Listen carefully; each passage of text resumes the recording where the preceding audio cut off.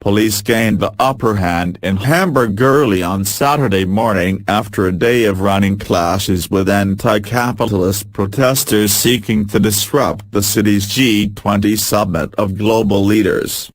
Heavily armed police commandos moved in after activists had spent much of the day attempting to wrest control of the streets from more than 15,000 police, setting fires, looting and building barricades. With meetings between leaders of the Club of 20 largest global economies finished for the day, police stormed the last holdouts, who had gathered in the Schanzenviertel district, an area known for its left-wing activism and culture of squatting.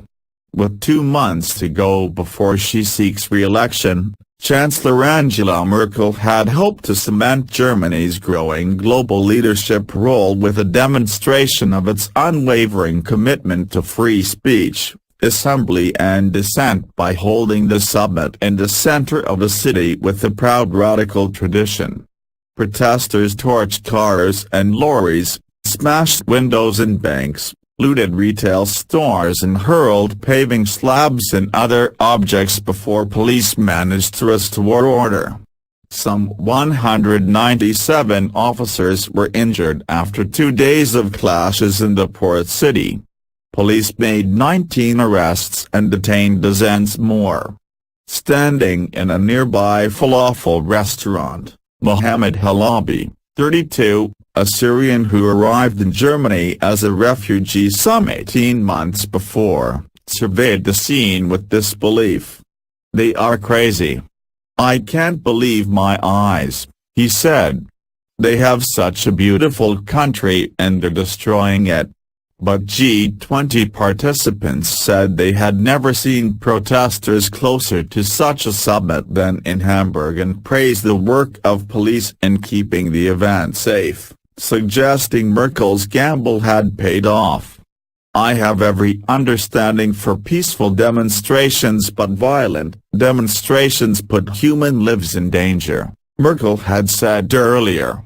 Most of the 100,000 protesters were peaceful, hoisting signs saying the G20 leaders were not welcome, or engaging in mass bicycle processions through the city center wearing brightly colored uniforms.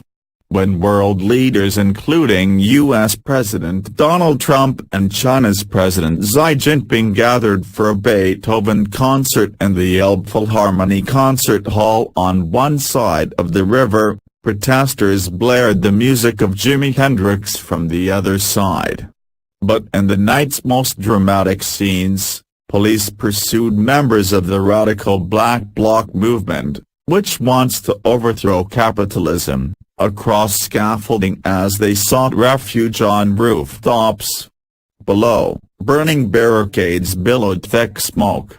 Despite the chaos that threatened to overwhelm parts of the city during much of the day, the summit, with thousands of participants from dozens of countries, was largely unaffected.